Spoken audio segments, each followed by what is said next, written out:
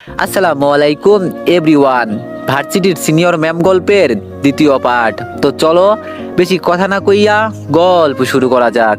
বাইরে যেতেই রুদ্র বলল, মামা আমাদের ক্লাসে নতুন একটা মেয়ে এসেছে, আমার মনে হয় এটাই সেই মেয়ে। আমি রুদ্রর কথা কানে না নিয়ে কলেজের মাঠের মাঝখানে চলে গেলাম। এক পা উঁচু করে এক পায়ে দাঁড়িয়ে কান ধরে দাঁড়ালাম। ওরা আমার এই ব্যবহার দেখে অবাক হয়ে গেছে। রুদ্র আমার কাছে দৌড়ে এসে বলল, কিরে মামা, তোর মাথা খারাপ হয়েছে? কি করিস এগুলো? কলেজের বারান্দা থেকে আওয়াজ আসলো, যদি ওর সাথে তোমরা যুক্ত থাকো তাহলে তোমাদের ঠিক একই অবস্থা হবে, পা উঁচু করে দাঁড়িয়ে থাকতে হবে। এখন সিদ্ধান্ত তোমাদের, ওর সাথে থাকবে নাকি ক্লাসে যাবে।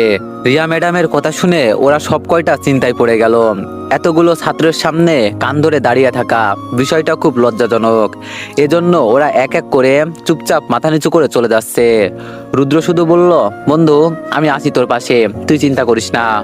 আমি বললাম, না তোর থাকতে হবে না, তুই যা, সমস্যা নেই, আমার কিছু হবে না। তবে আমার এই ছোট্ট জীবনে এই দিনটার কথা আজীবন মনে থাকবে। আমি এর প্রতিশোধ না নিয়ে ছাড়বো না, হোক সে ম্যাডাম আর দেশের প্রধানমন্ত্রী। রুদ্র বলল, তুই যে কি বলিস মাঝে মাঝে এটাই বুঝি না। এখন চল বাইরে যাই, ম্যাডাম তো নাই এখানে। আমি বললাম, এক কাজ কর, আমার জন্য দোকান থেকে একটা সুপারগো এনে দে। রুদ্র বলল, এটা দিয়ে আবার তুই কি করবি? আমি বললাম, যাই করি তুই এনে দে প্লিজ। রুদ্র বলল, আচ্ছা যাচ্ছি, আর তুই এভাবে দাঁড়িয়ে না থেকে ভিতরে যা, পরে কি হয় দেখবনি। রুদ্র যেতেই আমি পা নামিয়ে দাঁড়িয়ে গেলাম। অযথা আমি কেন প্রিন্সিপাল ম্যাডামের কথা শুনে দাঁড়িয়ে আছি?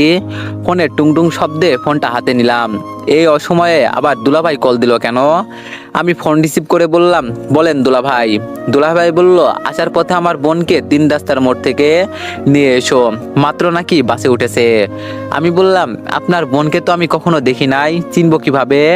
দুলাভাই বলল, দেখবে কিভাবে, যখন তোমার বোনের সাথে আমার বিয়ে হয়েছিল তখন আমার ছোট বোন ইন্ডিয়াতে বেড়াতে গিয়েছিল। যাই হোক আমি পিক পাঠিয়ে দিব, তুমি রিসিভ করে নিয়ে আসিও কেমন? আমার অফিসে কিছু দরকারি কাজ আছে। আমি বললাম, আচ্ছা দুলাভাই। ফোন কেটে দিতেই রুদ্র আমার হাতে সুপারগুলো দিয়ে বলল, তুই কি করবি এটাই তো বুঝতে পারছি না। আমি শয়তানি হাসি দিয়ে বললাম, এত ভাবতে হবে না, চল। ক্লাসের ভিতরে এসে স্যারের চেয়ারের উপর পুরো সুপারগুলো ঢেলে দিলাম। রুদ্র বলল, মামা কাজটা কি ঠিক হচ্ছে? যতই হোক উনি আমাদের ম্যাম, এটা করা মোটেও ঠিক হচ্ছে না।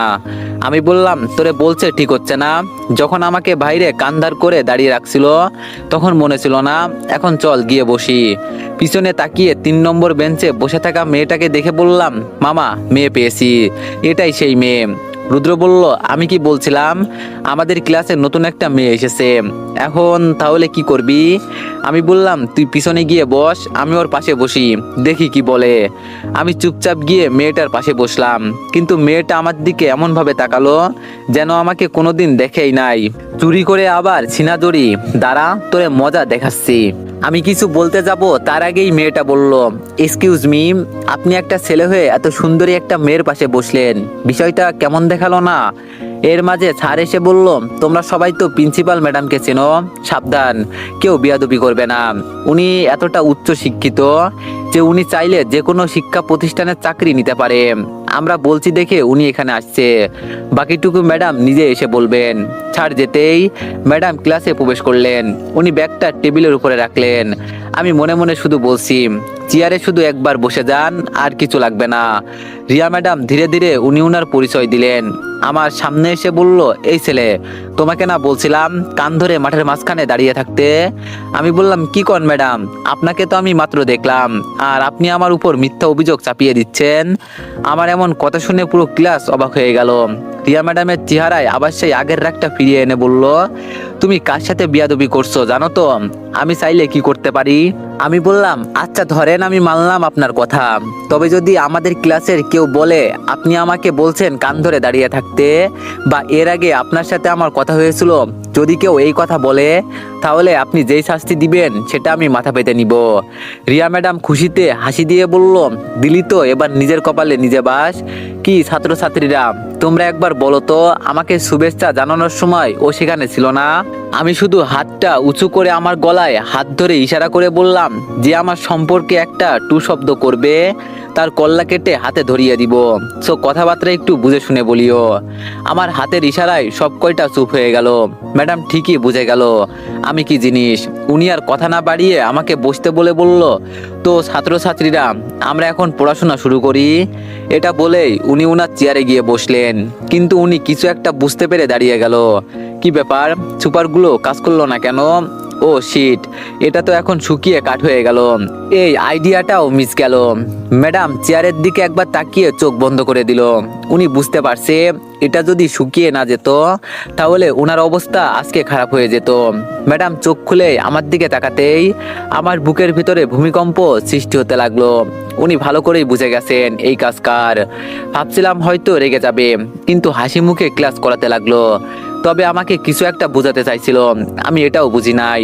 রিয়া ম্যাডাম ক্লাস থেকে বের হয়ে যেতেই আমার সাথে বসে থাকা মেয়েটি কান্না মিশ্রিত কণ্ঠে বলতে লাগলো, দেখুন আমাকে মাফ করে দেন, আমি ভুল করে ফেলেছি। কি করব বলেন, পেটের যন্ত্রণায় এইসব করি। যার এই পৃথিবীতে বাবা মা কেউ নেই সে বোঝে। মেয়েটার কথা শুনে ওর উপরে থাকা রাগ সাথে সাথে মাটি হয়ে গেল। এতিম একটা মেয়ের সাথে আমি কেন এমন করছি? 1-2 হাজার টাকা নিয়েছে তো কি হয়েছে? আর রাতে তো আমাকে কেউ দেখেও নাই।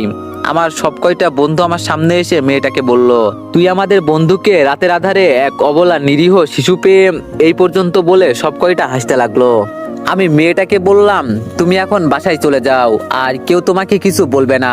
যদি বলে তো আমাকে বলবে, ঠিক আছে? মেয়েটা আচ্ছা ভাইয়া বলে চলে গেল। রুদ্র বলল, কিরে তুই ওকে এভাবে যেতে দিলি? আমি বললাম, কি করব, বেচারি বাবা মা কেউ এই পৃথিবীতে নেই। রুদ্র বলল, আমার তো মনে হচ্ছে মেয়েটার সবকিছুই আছে, নাই শুধু তোর। দেখ তো তোর প্যান্টের পকেটে মানিব্যাগ আছে কিনা। রুদ্রের কথা শুনে আমি পকেটে হাত দিলাম, কিন্তু পকেটে আমার মানিব্যাগ নাই। যা শালা, মেয়েটা আবারও আমাকে বোকা বানিয়ে দিল। রুদ্র বলল, আমরা কিছু বললে উল্টা বকা দিবি আমাদেরকে। তোর জন্য একটা চ্যালেঞ্জ দিয়ে আসছি। আমি বললাম, কি বল শুনি। পাভেল বলল, আমরা সব বন্ধুরা মিলে তোরে 1 লাখ টাকা ম্যানেজ করে দিব যদি কাজটা ঠিক মতো করতে পারিস। আমি বললাম, এত টাকার বিষয়, কাহিনী কি বলতো?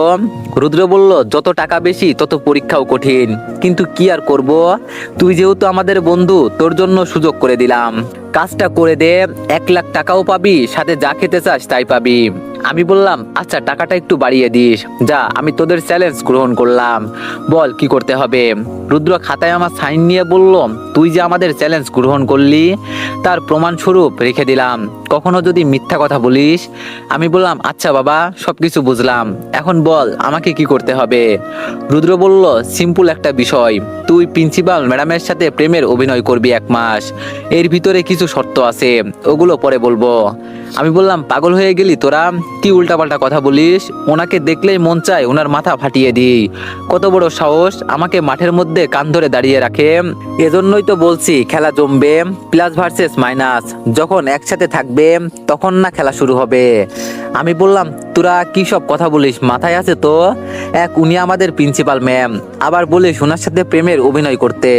রুদ্র বলল, ম্যাডামের উপর তোর রাগ আছে না বল। আমি রুদ্রের কথা শুনে বললাম, সে তো আছে, তবে। রুদ্র বলল, কোনো তবে নাই বন্ধু, বিশেষ করে তুই কিন্তু সাইন করলি, কিছু করার নাই। আমি বললাম, 1 মাস সময় তো ঠিক আছে, পটিয়ে নিব। আমার পিছনে লাগতে আসার ফল খুব ভালো করে টের পাবে। কলেজে আর কোনো কথা না বলে সবাই মিলে কলেজ থেকে বের হয়ে গেলাম। গেট থেকে বের হয়ে পাভেলকে বললাম, বন্ধু তোর বাইকটা দে তো, এক জায়গায় যেতে হবে। আমি আবার আমার গাড়ি বাসায় রেখে চলে আসছি। পাভেল বলল, আচ্ছা যা, মনে হচ্ছে নতুন প্রেম মামা। তা মেয়েটাকে আমাদের তো আর বললি না। আমি বললাম, এত কিছু শুনে তোরা কি করবি, বাসায় যা, পরে বলবো। রুদ্রের কাছ থেকে কিছু টাকা নিয়ে আমি বাইক স্ট্যান্ড দিয়ে চলে যাচ্ছি। পেছন থেকে পাভেল বলল, গাড়িতে তেল নিয়ে নিস, না হলে কিন্তু আবার পথের মাঝে আটকে যাবি। আমি সরাসরি দুলাভাইয়ের দেওয়া ঠিকানা অনুযায়ী চলে গেলাম। ফোন থেকে দুলাভাইয়ের দেওয়া ওনার বোনের পিক দেখে আমার মাথা তো চক্কর দিয়ে উঠলো। দুলাভাইয়ের বোন তো দেখি হেব্বি সুন্দরী, আর সুন্দরী হবে না কেন, এতদিন পর বিদেশ থেকে দেশে আসছে। আমি বাইকটা এক সাইডে রেখে দুলাভাইয়ের বোনকে খুঁজতে লাগলাম। হঠাৎ দেখি কয়টা ছেলে একটা মেয়েকে দূর থেকে বিরক্ত করছে। আমি দূর থেকে ভালো করে তাকিয়ে চিনে ফেললাম, এটাই দুলাভাইয়ের বোন। মেয়েটাই রোদ্রের মাঝে ভয়ে ছেলেগুলোর কারণে দাঁড়িয়ে আছে। ইস, না জানি কতক্ষণ দাঁড়িয়েছিল। দুলাভাই তো সেই কখন আমাকে ফোন করে বলেছিল। আড্ডা দিতে দিতে সেটাই ভুলে গেছি। আমি তাড়াতাড়ি হেঁটে দুলাভাইয়ের বোনের সামনে গেলাম। দুলাভাইয়ের বোন আমার সেম বয়সী। মেয়েটা আমাকে দেখে ভয় পেয়ে একটু দূরে চলে গেল। হয়তো ভয় পেয়েছে। ইস, চেহারা ঘেমে কি অবস্থা হয়েছে।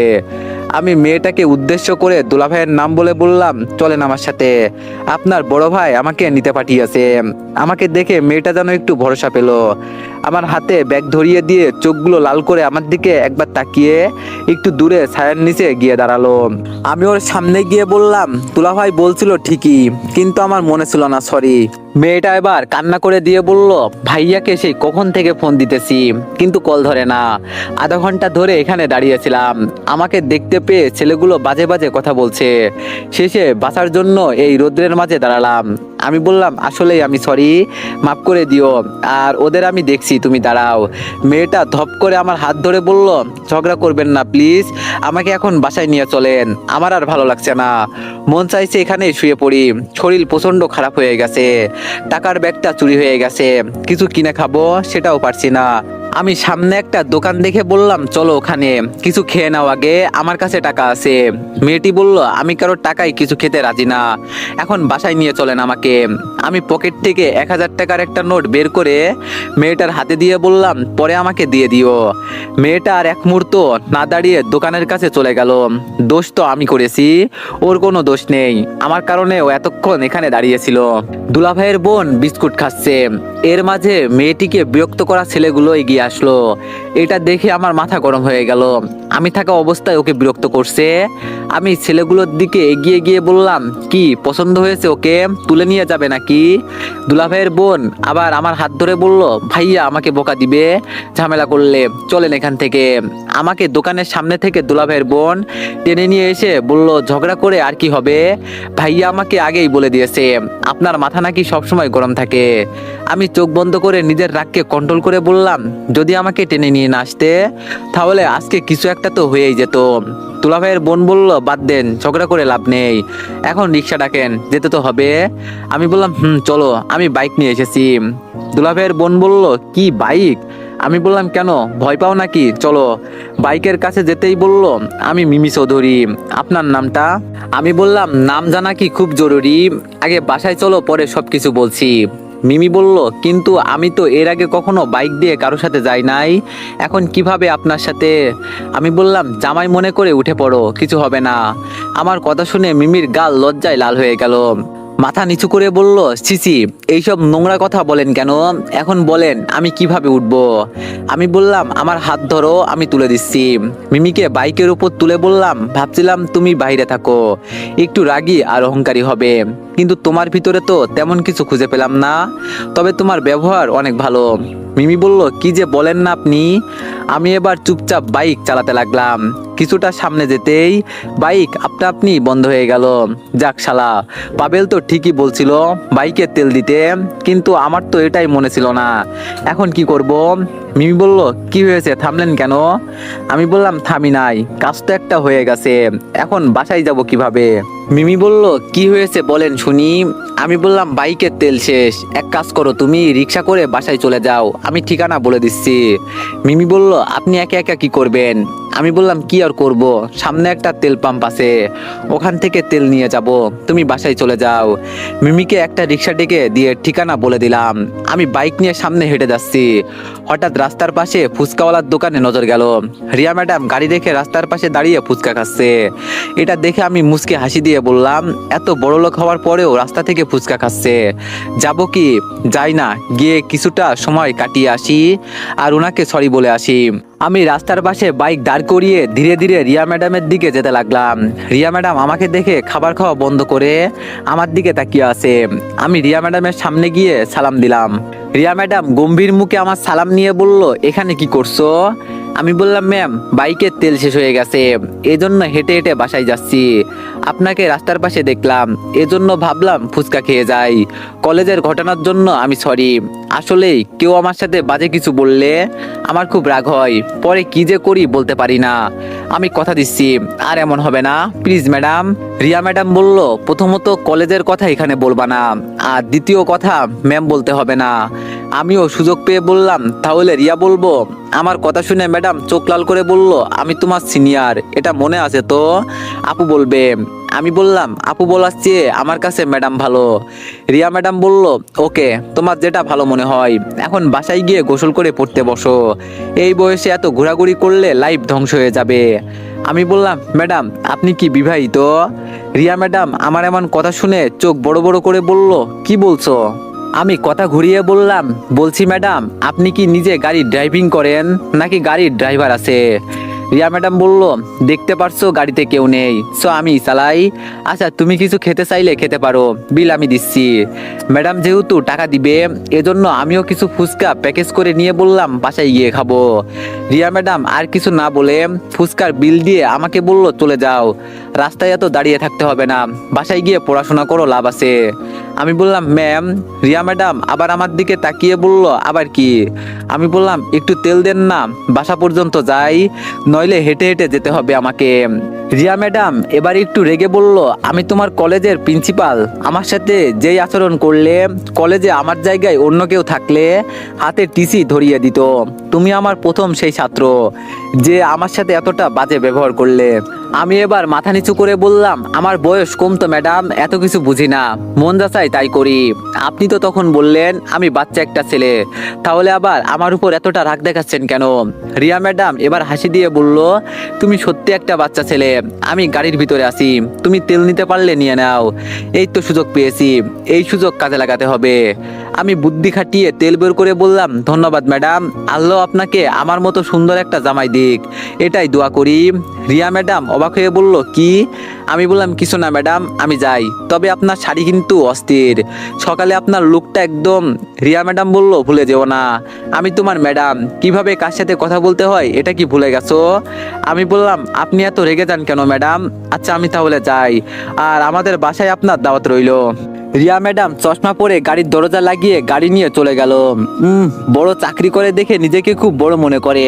ম্যাডামকে পটিয়ে আবার ম্যাডামের সাথে প্রেম করব কিভাবে?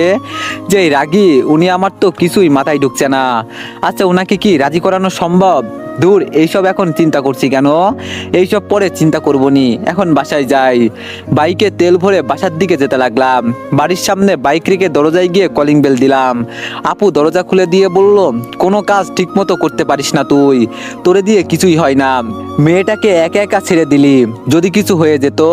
আমি বললাম, তো কি করব আমি, ওকে আমার সাথে হাঁটিয়ে আনবো, যা তো সর আমার সামনে থেকে।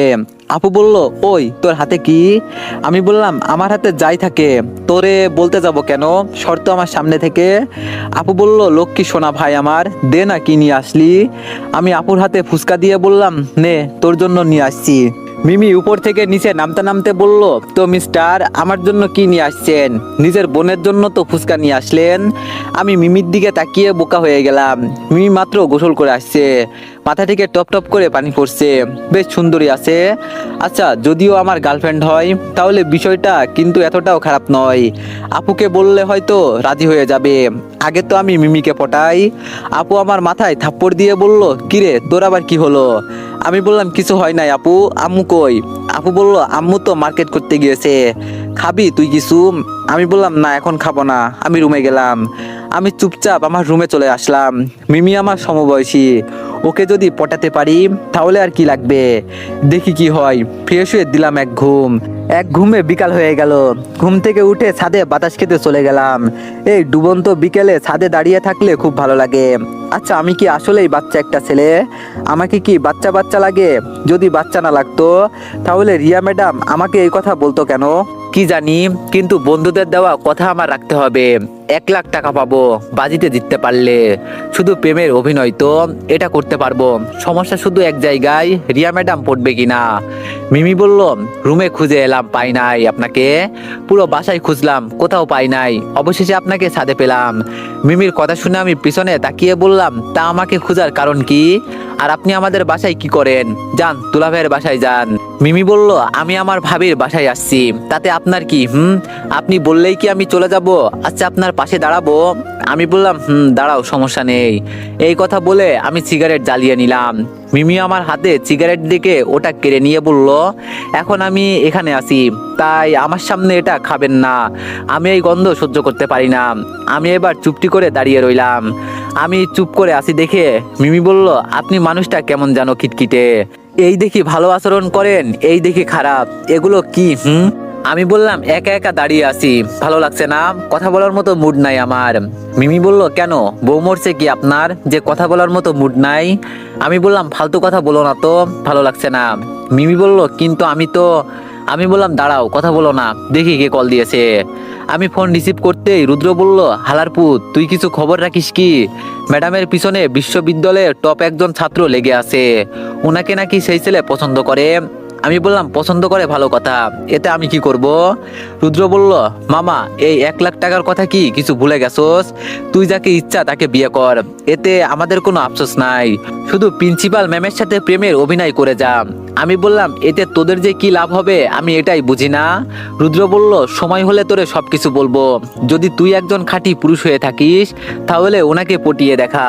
আমি বললাম, এবার তুই বেটিক লাইনে চলে গেলি, কথাটা কিন্তু ঠিক বলিস নাই, তোরা আমার বন্ধু হয়ে আমাকে বলির পাঠা বানিয়ে দিস, এটা খুব খারাপ লাগে। রুদ্র বলল, এতগুলো টাকা কি তোমাকে হুদাই হুদাই দিব? আমি বললাম, তোর ফালতু কথা শোনার সময় আমার নেই, ফোন রাখ। ফোন কেটে দিয়ে দাঁড়িয়ে চিন্তা করছি, ওরা কি আবার আমাকে কোনো ফাঁদে ফেলে দিচ্ছে? ওদের মতলব আমি বুঝতে পারছি না। মিমি বলল, গার্লফ্রেন্ড কল দিয়ে বকা দিয়েছে তাই তো, এজন্য এত চিন্তা করছেন? আমি বললাম, আরে না, আমার আবার গার্লফ্রেন্ড আসবে কোথা থেকে? যেই চেহারা, এই চেহারা নিয়ে মেয়ে পটাতে পারবো না। মিমি আমার গালে হাত দিয়ে ছুঁয়ে বলল, চেহারা তো ভালোই আছে, সবকিছু মোটামুটি চলে, তাহলে বলেন কেন আপনি দেখতে খারাপ? আপু ছাদের দরজার কাছে দাঁড়িয়ে বলল, মিমি তুমি নিচে যাও, তোমার ভাই তোমাকে ডাকছে। মিমি আচ্ছা ভাবি বলে চলে গেল। আপু আমার পাশে দাঁড়িয়ে বলল, মিমিকে পছন্দ হয় তোর? আমি বড় বড় চোখে আপুর দিকে তাকিয়ে বললাম, হঠাৎ করে এই প্রশ্ন? আপু হাসি দিয়ে বলল, তুই তো সব সময় বিয়ে বিয়ে করিস, এজন্য মিমিকে এখানে নিয়ে আসছি, ওর সাথে চলাফেরা করে দেখ, যদি পছন্দ হয় তাহলে বিয়ে করিয়ে দিব। তো দুলাভাইয়ের সাথে আমার কথা হয়েছে। আমি বললাম, আচ্ছা দেখি, তবে আপু এত আগে আমি বিয়ে করতে চাই না। আপু বলল, ও মা, একই কথা শোনালি তুই ভাই? আমি বললাম, আপু আমি এত আগে বিয়ে করতে চাই না, আগে চাকরি করে পরিবারের দায়িত্ব নিব, পরে না হয় বিয়ের চিন্তা করব। মিমি আবার দৌড়ে ছাদে এসে বলল, ভাবি সেই ছেলেগুলো আবার বাসার সামনে আসছে, জানি না কিভাবে ওরা আমাকে ফলো করে এখানে চলে আসছে, বাসার নিচে সব কয়টা দাঁড়িয়ে আছে, ভয়ে ভাইয়াকে কিছু বলি নাই, এজন্য তোমার কাছে আসলাম ভাবি, ভাইয়া এইসব জানতে পারলে আমাকে খুব মারবে। আমি দৌড়ে দিয়ে নিচে নামতে লাগলাম। আপু পিছন থেকে চিৎকার করে বলছে, ভাই পাগলামো করিস না, ওদের বুঝিয়ে বললে এমনি চলে যাবে। আমি আর কিছু না বলে রুমে চলে গেলাম। ওদের কত বড় সাহস আমার বাসার সামনে এসে আমাদের মেহমানকে বিরক্ত করে। রুম থেকে লম্বা হকি স্টিক নিয়ে দৌড়ে রুম থেকে বের হলাম। দুলাভাই আমাকে দেখে সোফা থেকে উঠে দাঁড়িয়ে বলল, এই মিয়া তোমার আবার কি হলো? আমি সরাসরি দরজা খুলে বের হলাম, গিয়ে দেখি মিমি যা বললো তা সত্যি, বাস স্ট্যান্ডের সেই ছেলেগুলো দাঁড়িয়ে আছে। ওরা কিছু বোঝার আগে আমি হকি স্টিক দিয়ে সব কয়টাকে ইচ্ছা মতো মারতে লাগলাম। দুলাভাই দৌড়ে এসে আমাকে ধরে বলল, কি করছে এইসব, ওদের অযথা মারছো কেন? এই তোমরা এখন যাও। টাকলা একটা ছেলে ঠোঁট থেকে রক্ত মুছে বলল, আমি কে চিনলি না তো, আমার শরীর থেকে রক্ত বের করলি, একটু পর ঠিকই বুঝবি, তোরে ভালো করেই চিনে রাখলাম, এই তোরা সবাই চল। ছেলেগুলো যেতে আপু বাইরে এসে ঠাস করে আমার গালে একটা চড় দিয়ে বলল, নিজেকে খুব বড় মস্তান মনে করিস না, তোরে কতবার বলছি মারামারি কাটাকাটি করবি না, ভিতরে চল। আপু আমাকে টেনে বাসার ভিতরে নিয়ে গেল। সোফায় বসতেই, তো এভরিওয়ান, নেক্সট পার্টের জন্য সবাই একটু বেশি বেশি লাইক আর একটা করে কমেন্ট করে দিও, ধন্যবাদ।